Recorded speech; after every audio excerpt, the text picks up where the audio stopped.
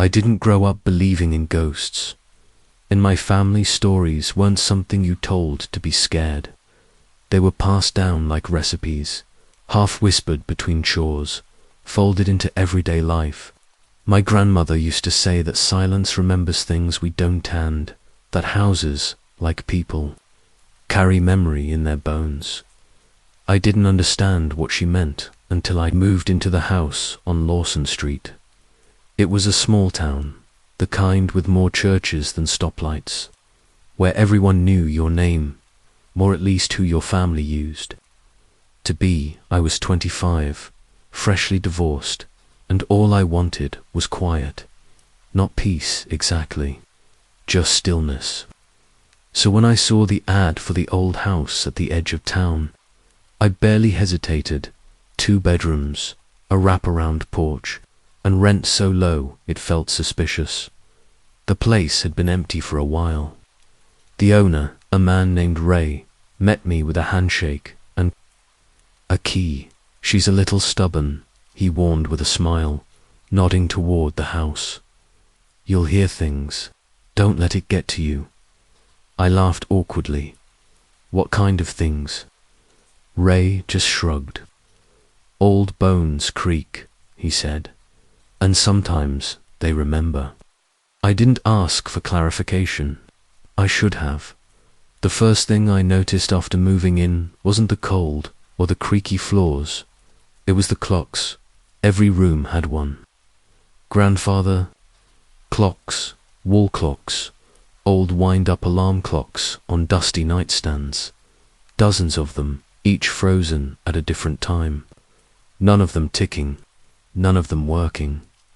Ray had said I could get rid of them, but I didn't. I don't know why. Maybe it was laziness. Maybe something else. By the end of my first week, I was hearing it to soft ticks, just past midnight, like something winding back up. I'd wake to the faint click of gears somewhere in the house, like time was rehearsing just for me. But every morning, the clocks were still stuck, still silent. On the 9th night, I woke up at exactly 3:07 a.m. The ticking was louder, and this time it was coming from the hallway. I sat up, blanket bunched around, my waist, heart hammering. The hallway was pitch black, except for the dim orange glow of the porch light seeping under the front door. Tick, tick, tick, dot, closer. I should have turned on the lamp. I should have yelled something, anything. But all I could do was listen. Held my breath as the ticking slowed, like something pausing just outside my door. Then silence. I stayed like that for what felt like hours, staring at the door, expecting it to creak open on its own. But nothing happened. No knock, no shadow, just the heavy, echoing stillness. The next morning, one of the clocks had moved, the one on my nightstand. It now read 3:07. I didn't remember touching it. I didn't tell anyone about it, not at first. Who was I going to tell, anyway? I'd moved to get away from people, but over the next few days, the clocks kept changing. Always just one, always at night. And the times they showed, they felt specific. Familiar. 3:07, 4:16, 2:49. I started writing them down. At first, I thought maybe it was just coincidence. Old clocks randomly settling. But then the dream started, always the same. I'd be standing at the foot of the stairs, wrapped in cold. The house felt larger in the dream, deeper, like it went on forever beneath the floorboards. I could hear crying, soft and distant, like it was leaking through the walls. And behind the crying, the ticking dot, always the ticking. I tried to ignore it, to rationalize, but something changed on the 14th night. I woke up, not in bed, but on the floor. At the top of the stairs, blanket wrapped around me, feet bare, skin ice cold. I don't remember getting there. I stood slowly, knees shaking, heart thudding in my chest. The clocks downstairs were ticking, all of them. Their hands moved in perfect unison, around and around, not forward, but backward. I turned and ran back to bed, burying my head under the covers like a kid again. I must have slept at some point, because when I woke up, everything was still, except one thing. The door to the basement was open. I hadn't opened it. I know I hadn't. The house didn't have a normal basement, just a hatch in the kitchen floor. One of those old cellar doors with a rope handle. I'd never even looked inside, but now it was open, and the smell that came up with it was old, like mildew and rust, like wet wood that had forgotten the sun. I stood there for a long time, staring into that dark square in the floor. Eventually, I closed it. I didn't go down, not yet, but I started seeing her after that. A girl, or maybe the outline of one dot in the mirror, just over my shoulder, in the reflection of the TV when it was off.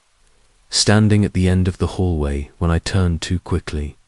She didn't move, didn't speak, just watched, and her eyes, God, her eyes were too old for her face. I finally asked Ray about the house. What happened here? I asked. He paused, stirred his coffee. Why? Because something's wrong, I said. Clocks are moving. Doors are opening. And I think I'm being watched. Ray sighed, rubbing his temple. There was a girl, he said finally. Long time ago, lived here with her father. Folks said he was strict, religious, kept her locked in most days. Didn't. Believe in clocks, said time was the devil's trick. I froze. But after he died, Ray continued, the neighbors started hearing noises, crying, screaming sometimes. They thought the girl had run off. He looked up at me. They never found her body, just her room. I swallowed hard. Where was her room? He didn't answer. He didn't need to, that night. I went into the basement. I don't know what I was expecting, but I didn't expect the crib. It was old, wooden, splintered with age, covered in a grey sheet of dust, but it was the wall behind. It that made my breath catch. Etched into the stone were dozens of time. Stamps, 307, 416, 249. Every time the clocks had shown. I ran, I packed that night. I left the next morning and never looked back. But sometimes when the night's too quiet, when I wake up for no reason, at alley still hear it, the ticking dot coming closer, and in that silence, I finally understand what my grandmother meant. Houses remember, and this one never forgot. I still remember the first time I saw her. Our house sat at the end of a gravel road on the northern edge of town. A quiet cul-de-sac, if you could even call it that, just for weathered houses, ringed by pine trees that always seemed to whisper. When the wind changed, I was 9 when we moved in, too old to be afraid of the dark, but still young enough to feel its presence. The house across from ours had been empty for as long as anyone remembered. Its paint was peeling, the porch sagging like a broken smile, and the window stall, slender and framed with yellow curtains, were always closed. Not drawn, not tied, just closed. No lights ever came from them, no signs of life, just those faded yellow curtains glowing faintly in the moonlight. I never saw anyone go in, never saw anyone come out, but one night I woke up to the sound of tapping, 3 slow knocks, soft, careful, against my bedroom window. I sat up, heart fluttering. Like a trapped bird, my curtains were half open, and through the gap I could see across the road. The house was dark, except for the top right window. The yellow curtains were moving. At first I thought it was the wind, but the trees weren't swaying. The air was still. Then I saw her, a pale face behind the glass, a girl no older than me. Her hair was long and black and tangled like seaweed. Her eyes were wide, too wide, and they were staring straight at me. I didn't breathe, didn't move, just stared back, frozen in that moment of impossible clarity when the world tilts and you know something has broken loose. Then she raised her hand, not to wave, not to press it against the glass. She pointed right at me, and then she smiled. That's when I screamed. My mum came running. I told her everything, the tapping, the face, the girl in the window. She checked my room, the backyard, even the road outside. Nothing, no footprints in the frost, no signs of anyone. Just the stillness of winter and my breath fogging the window pane. You had a nightmare, she said gently, stroking my hair. It's just an empty house, sweetheart. It's always been empty. I wanted to believe her, but the next night, it happened again. Asterisk, the second night, I tried to stay awake. I told myself I wouldn't let it happen again, that I'd keep my eyes open, watch the window until dawn. But sometime after midnight, sleep crept in anyway, soft and heavy, pulling me down despite my best efforts. And again tap, tap, tap. I opened my eyes to darkness. The room felt cold, as if something had slipped inside while I was dreaming. My gaze went to the window, to the gap in the curtains where the moonlight seeped through. She was there, the same girl, the same hollow stare. Only this time, she was closer to the glass, her face pale and pressed against it as though she longed to break through. The yellow curtains hung around her like a frame, their edges barely swaying, as if touched by invisible hands. She didn't smile this time. She didn't point. She mouthed something. The words didn't make sense, at first a jumble of shapes on her lips, but as I stared, heart thudding so loud, I thought it might wake the house. I began to understand. Help me. The words were soft as breath, yet I felt them like a whisper in my ear. I wanted to look away. I wanted to run to my parents, to bury my face in their blankets and pretend none of it was real. But I couldn't. Her eyes held me there, trapped in that terrible gaze, until the dawn began to pale the sky and she slowly, slowly faded into the light. For days after, I tried to convince myself I imagined it. That's what kids do, don't they? Make up stories in the dark to explain the bumps and creaks of old houses. But then the questions started. At school, I asked if anyone knew who used to live in that house. My teacher gave me a funny look, said it had been empty for longer than she'd been in town. My friends shrugged. They didn't care. Only Mrs. Dalloway, the woman who ran the tiny grocery at the corner, seemed to know more. You stay away from that place, she said, voice low and sharp. Nothing good ever came from across that road. Let the past stay buried, boy. Her words only fed my curiosity. I began watching the house at night. From my window, I kept vigil as the wind rattled the branches against the siding, as shadows shifted behind the yellow curtains. Sometimes I'd see her, just a flicker of white in the dark, a shape, a face, a hand at the glass, and always, always that silent plea, help me. I started dreaming about her. In those dreams, she was in my room, standing at the foot of my bed, her hair dripping wet, her eyes black as the spaces between stars.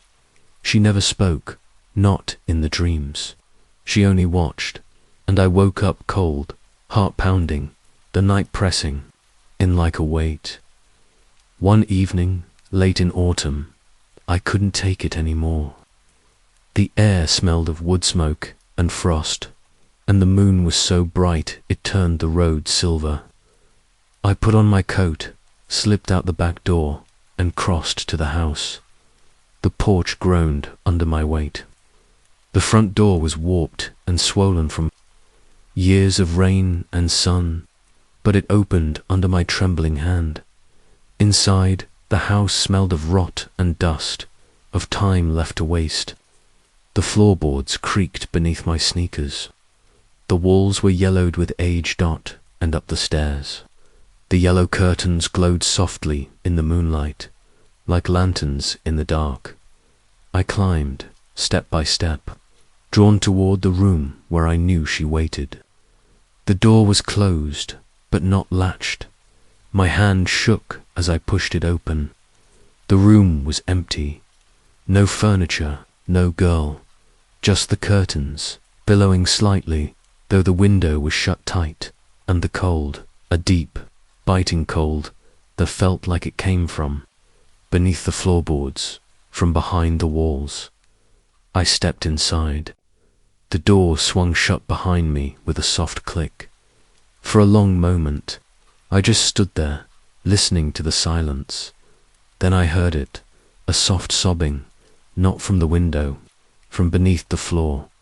I dropped to my knees, pressed my ear to the warped boards. The crying was faint, but clear, a child's weeping, muffled as though buried deep. Deep down, my breath caught. My fingers found the edge of a loose board, tugged at it until it splintered and cracked.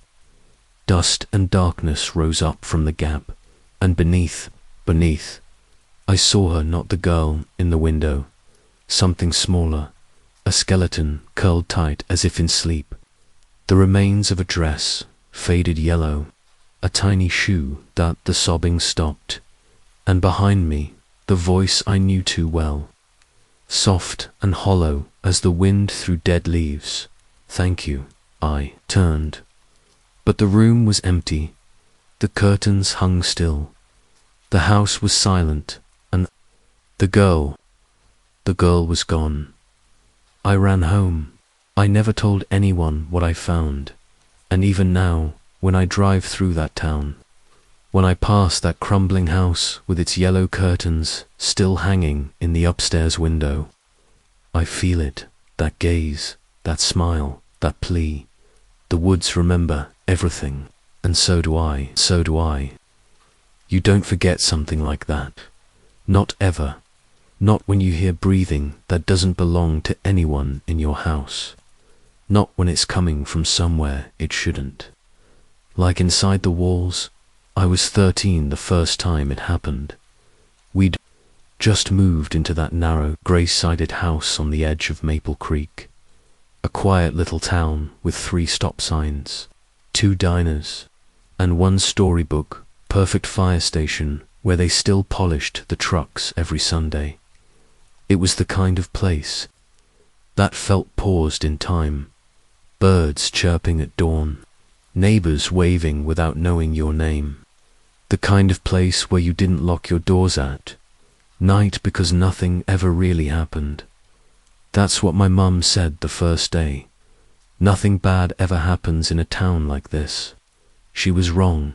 The house was old. Not in a charming way, more like tired. The floor creaked in protest. The wallpaper peeled at the edges. There were water stains on the ceiling, like someone had tried to erase something and failed. But it was cheap, and my mum was trying to start over. I didn't mind the creaks at first, or the strange stains, or the fact that the hallway light always flickered. No matter how many times we changed the bulb, I didn't even mind the bedroom I got stuck with, small, narrow and drafty. But then the night started. It always began. The same. I'd be lying in bed, the blankets pulled tight, the house asleep. Outside, the crickets would hum low and rhythmic, like some invisible lullaby, and then I'd hear it, breathing, not mine. Not my mum's. Heavy, labored, shallow, coming from the wall behind my bed. I remember holding my breath the first time, thinking it might be the pipes, or the wind outside, or maybe even our dog Duke. But Duke was downstairs, I'd checked, and the wind doesn't breathe like that. I pressed my ear against the wall. It was faint, so faint I thought I might be imagining it, but then it gasped, like it knew I was listening. I jolted back, nearly falling out of bed. My heart was a jackhammer. That night, I didn't sleep. The next morning, I told my mum. She smiled, in that tight, tired way she did when she was trying not to snap. Old houses make weird noises, she said. It's probably the heating ducts or mice. But it didn't sound like mice. Mice don't breathe. That night, I moved my bed across the room, put as much space as I could between me and that wall. Didn't help. If anything, it got worse, because now it moved. I'd hear soft thumps behind the wall, as if someone were crawling, slow and deliberate, just behind the sheetrock. Once, I swear, I heard fingers dragging along the inside, long, slow scratches, like nails on cardboard. I told myself it was just the house again, or maybe a raccoon in the attic. But one night, I woke up, freezing. The window was still shut. The vent was humming warm air. But my breath came out in puffs, and the breathing, it was closer, directly behind the wall, right where the old poster of my favorite band hung. I sat up, trembling, and then I heard something I will never forget, a whisper right behind my head, "Still here." I screamed. My mum came running, half asleep, angry. She flipped on the light and asked what the hell was wrong with me. I told her about the breathing, the scratching, the voice. She looked around the room, checked the closet, under the bed, tapped on the wall like she expected it to collapse. Then she sighed. "If you're scared of this room, we'll swap. But seriously, you need to sleep. You're losing it." We swapped rooms that night, and she heard it too. It was around 3 a.m., I know, because I was wide awake on her bed, waiting, listening, and then I heard her scream.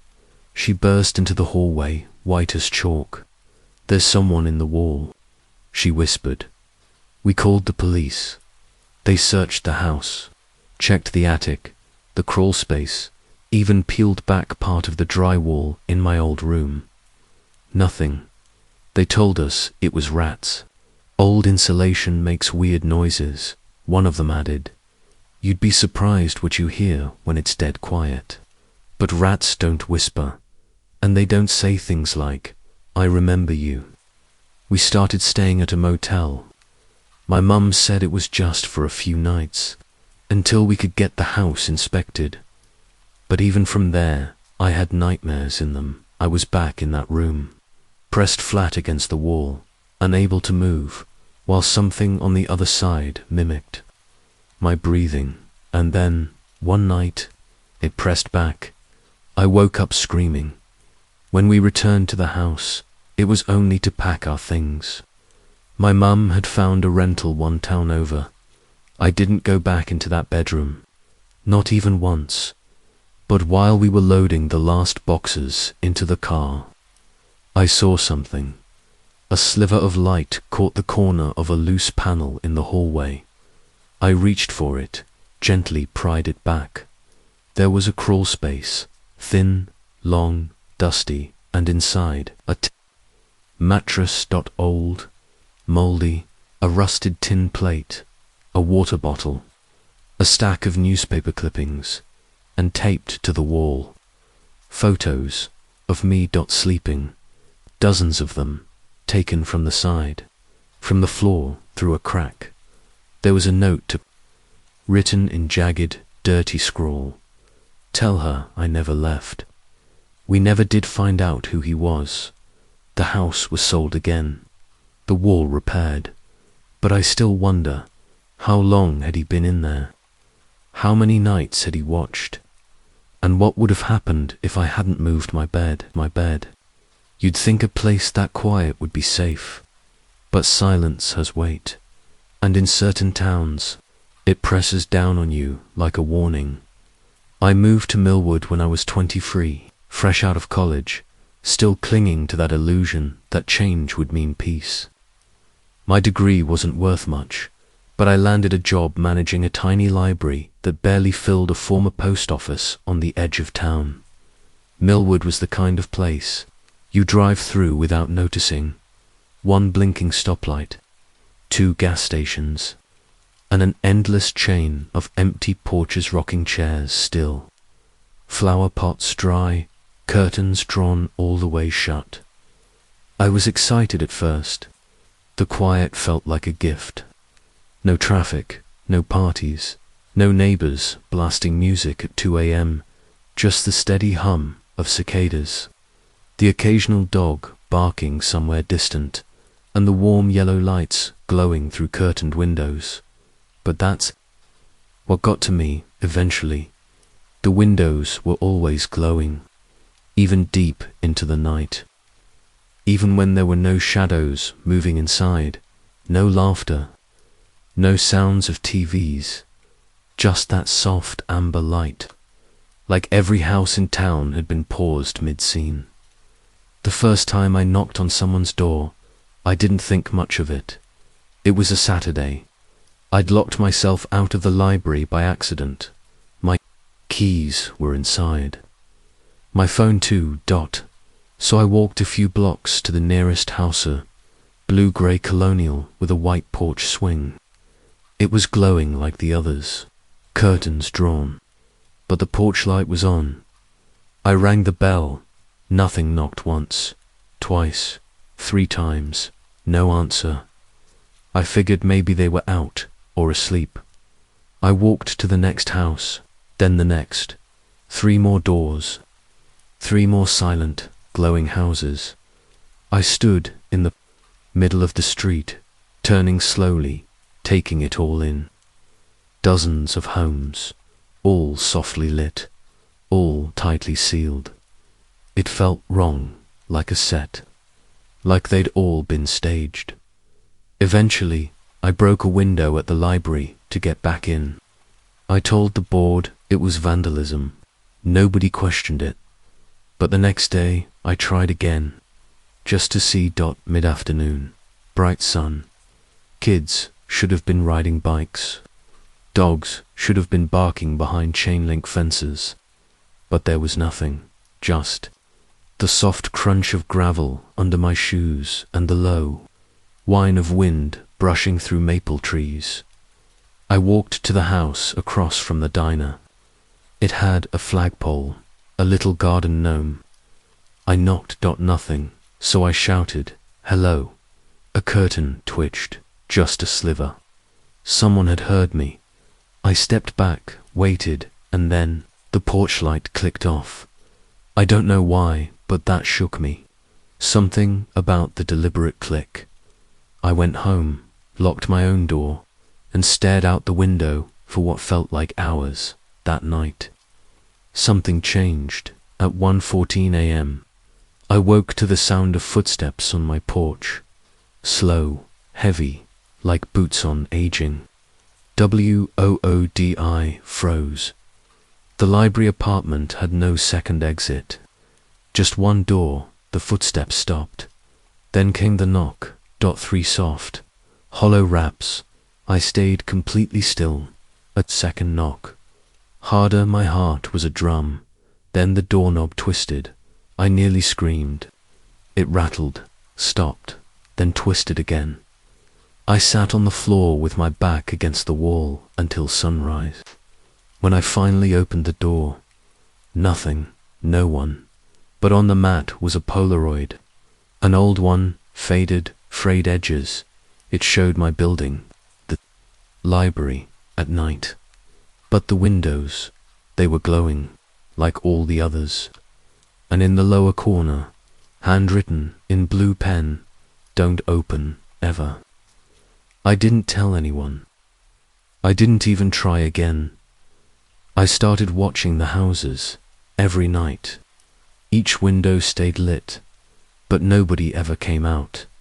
The stores had cashiers. The gas stations had attendants. But the homes, I never saw anyone walk into. Them, never saw kids playing in front yards. No mailmen, no dogs barking from porches. One day, I asked the grocery clerk, a girl about my age, wide eyes, thin smile. "Do you live here?" I asked. She nodded slowly, then hesitated, but not like they do. "What do you mean?" I asked. She just blinked, then turned and walked to the back. Never came back out. I left my groceries on the counter. That night, the knocking returned. Same time, same pattern, 3 knocks, but this time, a whisper followed. Not a voice, a whisper, "Let me in." It came from the door, then from the window. Then, I swear to God, from inside the wall. I sat in the bathtub with the shower curtain pulled shut. The lights off, breath held. Something scratched at the tile outside. It stopped before dawn. I tried to leave the next day. I packed everything into my car, but when I reached the town's edge, there was no road, just woods, thick, endless, where the highway had been. I turned around, tried the other way, same thing. Millwood was sealed. That night I screamed, out the window, banging pots, throwing things. I didn't care who heard. No. One came the next morning. Someone had written in the dust on my windshield, "Quiet is survival." So I stayed quiet. I stopped knocking. I stopped asking. But sometimes when I dare to look out after midnight, I see someone standing across the street. Not a neighbor, just a man in shadow, watching. His outline doesn't move, not until I blink, and then he's one house closer. I stopped blinking after that, but eventually you have to. That was 3 years ago. The library still opens every day. No one checks out books. I sit at the front desk, pretending to catalogue, pretending to wait for someone who will never arrive. The windows still glow. Even in the daylight, I keep my door locked, my curtains drawn, because Millwood doesn't want visitors, it wants residents. And once you're here, you're not allowed to leave. I was 22 when I inherited the house. Not from a parent, not even a grandparent, from a man I didn't know, a stranger. The letter came in a plain white envelope with a courthouse stamp on it. My name, my full legal name, including the middle one I never used. Inside, "You are the sole beneficiary of the estate of one Howard Bell, deceased." I stared at the paper for a long time. I didn't know a Howard Bell. I asked my mother. She didn't either, but a week later, a lawyer called, and a week after that, I was handed the keys to a small house on the edge of a dying Pennsylvania town I had never heard of. I should have said no. I should have sold it, but I didn't have money, and the idea of rent-free shelter was seductive, so I went. The house was old, brick, slanted porch, black shutters. It looked like the kind of place that would smell like dust and secrets, and it did. Inside was cold. Even in summer, the walls had a strange texture, like they were sweating. Under the wallpaper, the air was dry, but the floorboards creaked like they were soaked. Still, it was mine. I moved in that weekend. The first 2 nights were uneventful. The third night changed everything. I woke up at 3:13 a.m., the kind of awake that feels wrong, like you were yanked out of sleep. At first, I thought it was a dream. Then I heard it thump, a single, heavy knock. From beneath the floor, I lay there frozen. Then again, thump, thump, dot, like a fist hitting wood. My bed sat on the second story, so beneath me was the living room. But this didn't sound like it came from the first floor. It came from lower dot. I got out of bed, barefoot on creaky planks, slowly walked to the stairs, down to the first floor. Nothing, everything was where I left it. But then, thump, right beneath me, my foot lifted and came back down hollow. I hadn't noticed it before, but there was a panel in the floor, near the base of the stairs, square, barely visible in the grain of the wood. I got a butter knife, pried it open. Underneath was a crawl space, dirt, cobwebs, a mess of insulation. And something else, a chair, a plain wooden chair, sitting perfectly upright in the middle of the space. And on the chair, scratches, hundreds of them, tiny, overlapping nail marks, like someone had been held there a long time, a very long time.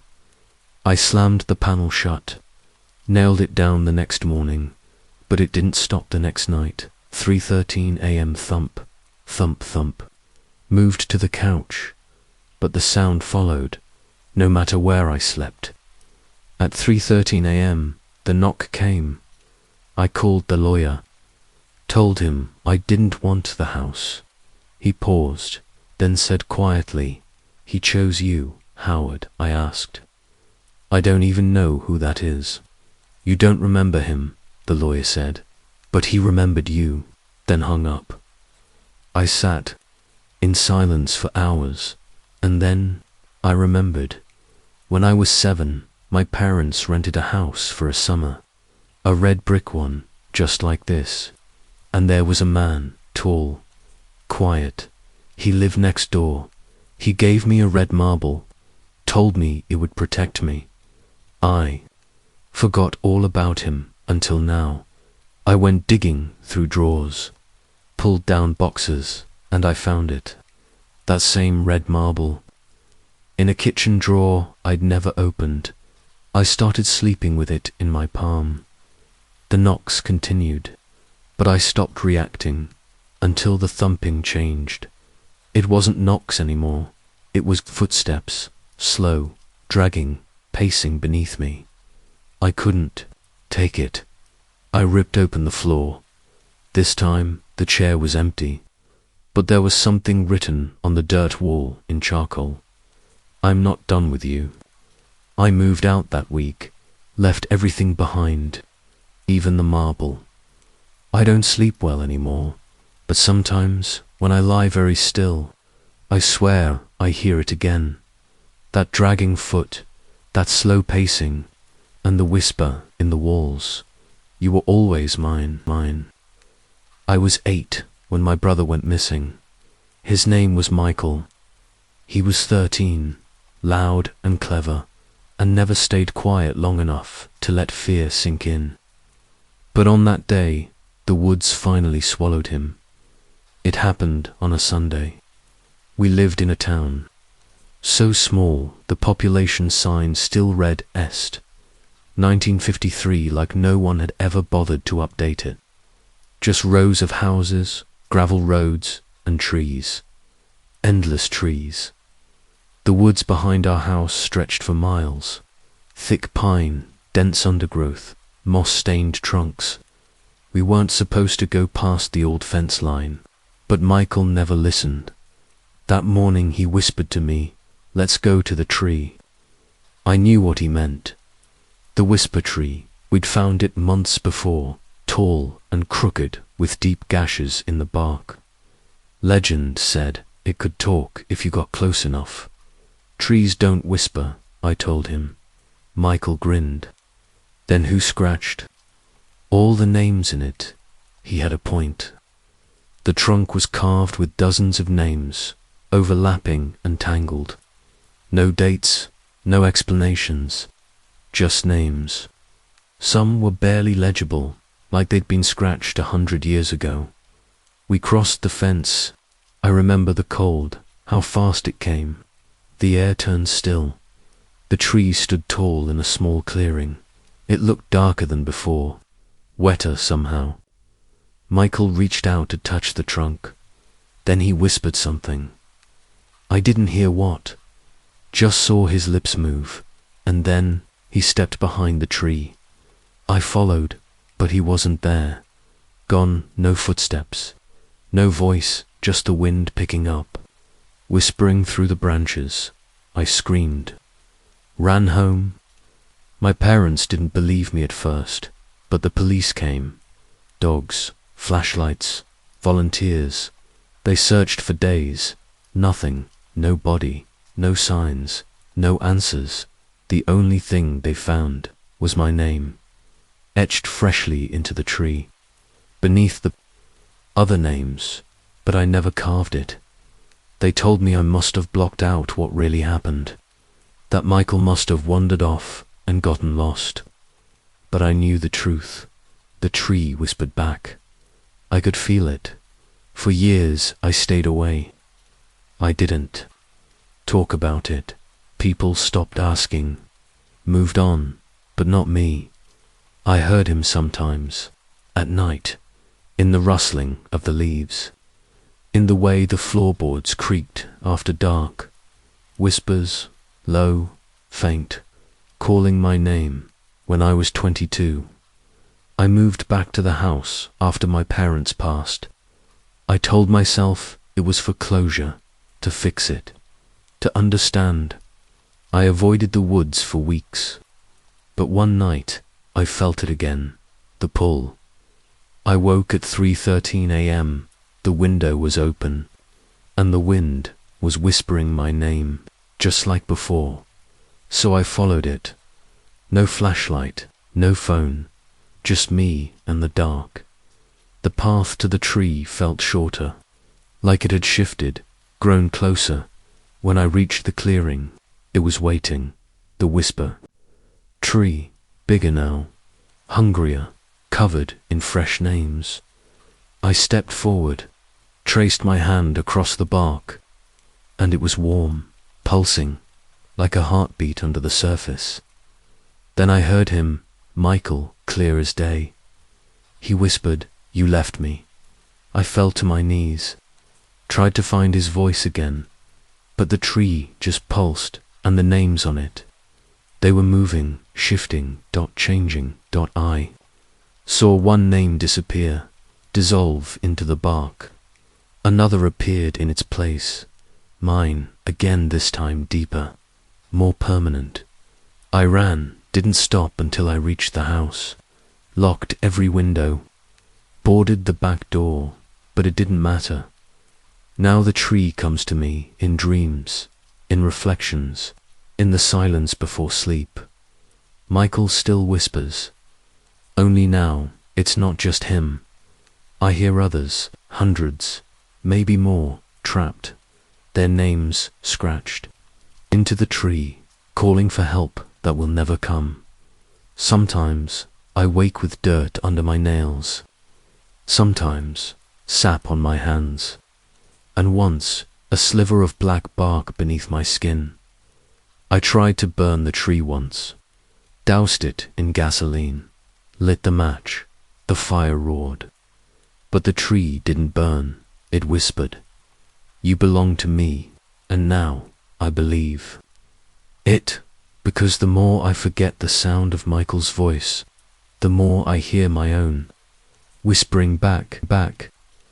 I first saw him when I was 10 years old, standing at the far end of our street in a yellow raincoat that didn't match the weather.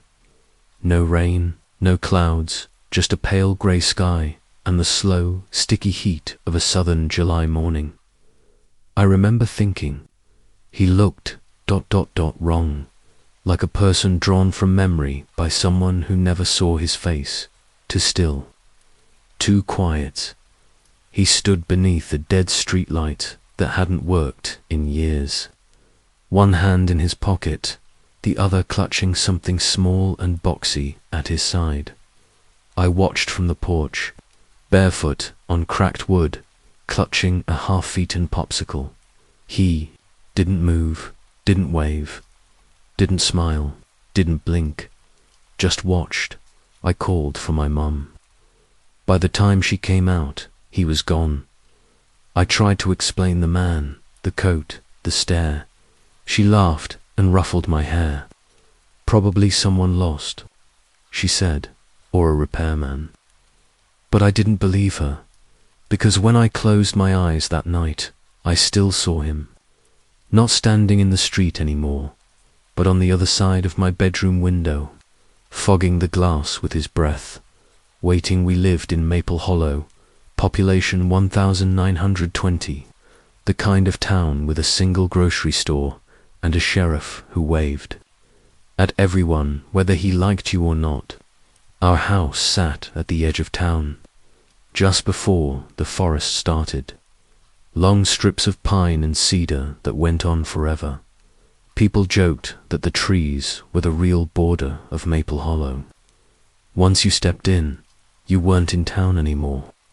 You were in something else. He didn't return for years. Sometimes I convinced myself I'd imagined him. A child's fantasy woven from half-seen shapes and overheard ghost stories. Until the fall, I turned 17. It rained for 3 days straight. Soft, cold, steady. The kind of rain that made everything seem slower, sleepier. On the third night, I stood at the window in my bedroom, watching the droplets chase each other down the glass. And I saw him, standing in the same spot, same coat, same stance, same stillness. I whispered to myself, I guess, no. And that's when he looked up. His face, still can't describe it fully. Smooth, pale, unmoving, like it hadn't been made for emotions, like it hadn't been made at all. He lifted the box in his hand, held it out toward me. I blinked. It was gone. He was gone that night. I dreamed I was walking through the forest. The trees were wrung too close, too tall, bending inward like they were leaning to listen. In the middle of a clearing was a single chair. On it, the yellow raincoat, folded neatly, dry, dot clean, waiting. The dreams didn't stop after that. Every few nights, I'd wake to the sound of soft tapping, 3 knocks. Always 3, sometimes on the window, sometimes on the door, sometimes from inside the house. I stopped sleeping well. My grades slipped.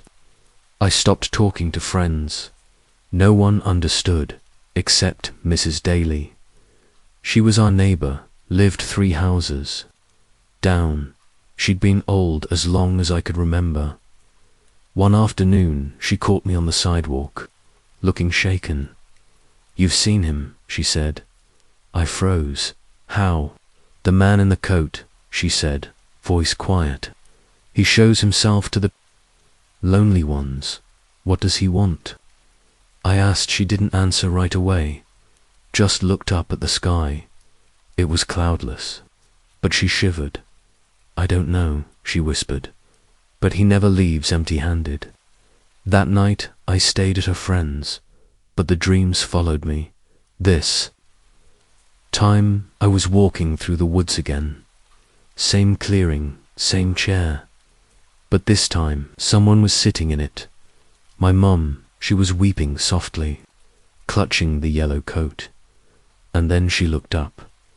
I told him, yes, she said, and I woke screaming. 2 days later, my mum was gone. No note, no explanation. Her car was still in the driveway, her phone still on the counter. Everything normal, except she wasn't there. They searched for weeks, dogs, drones, volunteers, nothing, just her name added to the list of strange disappearances Maple Hollow was quietly known for. People said, maybe. She walked into the woods. I knew better. He took her because I'd seen her eyes. Right before I woke up. They weren't hers. Over the next year, I left town. Lived with my aunt. Tried to start over. New school, new people, no woods. But the coat followed me. One night, walking home from work, I turned a corner and saw it hanging. From a chain-link fence, yellow, soaked in rain, empty the street light. Above flickered and died. I didn't sleep that night. I'm 27 now. I still live far from Maple Hollow, but lately the knocking has started again. Always 3, always. Soft, sometimes from the closet, sometimes from the ceiling. I haven't opened the door. Not yet, but he's patient. He always waits. And when I dream now, the forest isn't far. It's under my bed, behind the mirror, inside the walls. And I know one day I'll find the coat folded neatly somewhere, dry, clean, waiting, and when I do, I'll have to decide, because the man in the yellow raincoat never asks twice. I was 8 the first time I saw the house. Not a house, the one with the peeling white paint, the crooked shutters, and the weather vane that never spun, even in a storm. The one with the front door that never quite closed, hanging, just an inch ajar. The one that shouldn't have been there, because it wasn't on our street. It wasn't in our neighborhood. It wasn't real, and yet there it was, one afternoon. At the end of our block, where the road dead-ended into a thicket of pine trees, I remember blinking, looking again, gone, nothing but trees. But in that half-second, something changed. Something began, because that night I dreamed of the house again. Not outside this time. Inside, and it smelled like dust and syrup. And something beneath it all that didn't have a name, like wet carpet and old breath. I remember walking slowly down the hallway in that dream, a long hallway that never should have fit in a house that small. The wallpaper was floral, peeling, bleeding color, and the doors, too many doors, some slightly open, some rattling, some breathing. I never reached the end of that hallway, never opened a door. I always woke. Upright before I touched a knob, covered in sweat, heart pounding. It kept happening every few weeks. For years, same dream, same house, same hallway, and always just before I woke up. I'd hear footsteps behind me, soft, barefoot. Getting closer. By the time I turned 15, the dreams had slowed. Less frequent, less vivid. I convinced myself it had all been a phase, a child's overactive imagination, until the summer we moved. New town, new school, new neighborhood, and the second day there, as we drove past a wooded trail behind the grocery store, I saw it, the house, just past the trees, set too far back from the path, sitting in the shade like it had been waiting. Same shape, same door, same weather vane, still rusted and unmoving. I didn't say anything, didn't tell my mum, didn't point it out, because something in me knew, if I acknowledged it out loud, it would become real again. I thought maybe if I ignored it, it would go away. But that night, the dreams returned. This time I made it closer to the end of the hallway. I heard breathing behind one of the doors, and when I turned to run, the lights flickered, and I saw it just for a second. A shadow that wasn't mine, tall, twisted, wrong dot, and its fingers touched the back of my neck. I woke screaming. I started seeing the house more often after that, sometimes from the bus, sometimes from my classroom window, always in places it shouldn't be, always when no one else was looking. And once I dared to go toward it. I cut through the woods after school, shoes slick with mud, heart hammering in my throat. I pushed past vines and branches until I stood at the edge of the clearing where the house sat. Only now it was different. The front door wasn't ajar. It was wide open. The inside was pitch black, but I swear, I could hear my name being whispered. Not called, whispered, like it had been waiting for me to come back. I ran, didn't look back, didn't tell a soul, but the next day I found something on my front porch. A doormat, old, worn, exactly like the one in the dream and stitched into the fabric in curling thread. Welcome home. The house followed me through college. I'd see it from across campus, tucked between two buildings that had no alley between them, perched beside the football field, half faded in the morning mist, and it always looked older, more decayed, as if time passed differently inside it. And the dreams, they got worse. I could hear a voice now behind the hallway doors. Not words, not really, just syllables. Garbled wet, like someone trying to learn to speak through broken teeth, and always. The knob turning, one of them starting to open, but I'd wake before I could see what was behind it. I tried everything to stop the dreams, sleeping pills, therapy, moving to a third-floor apartment with no view of the street, didn't matter. The house always found me, because by then, it wasn't just in the dreams, it was part of me. After graduation, I tried to leave, packed a duffel, took a bus west. Didn't tell anyone, middle of the night, 3 transfers, no plan, just instinct. The final leg of the trip passed through a quiet stretch of highway, flanked by forest. I looked out the window, and there it was again, sitting just beyond the tree line, closer now, and I realized I couldn't leave it, because it wasn't chasing me, it was calling me. That night, at a roadside motel, I dreamt again, but this time, I made it to the end of the hallway. There was a door there, different from the rest, newer, no handle, just a keyhole, and somehow I had the key. My hand trembled as I slid it in. The lock clicked. The door opened, and all I saw was a mirror, not a normal one. It didn't reflect the hallway, didn't reflect me. It reflected the house, from the outside, from across the street, the way it must have looked to my mother the night she disappeared, because in the corner of the reflection, I saw her silhouette standing at the window, looking out, not moving, not blinking, and behind her, a tall shadow, not moving either. I woke with blood on my hands, not mine, and footprints on the motel, carpet bare, wet, leading from the door to my bed, then back again. It's been 5 years since then. I no longer sleep well. I no longer dream, at least not the way most people do, because when I close my eyes now, I don't see memories.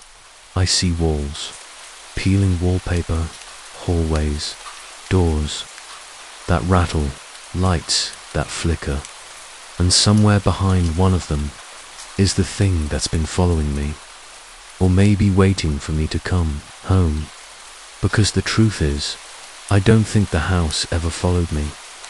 I think I was always inside it, and everything else was just a room I hadn't opened yet.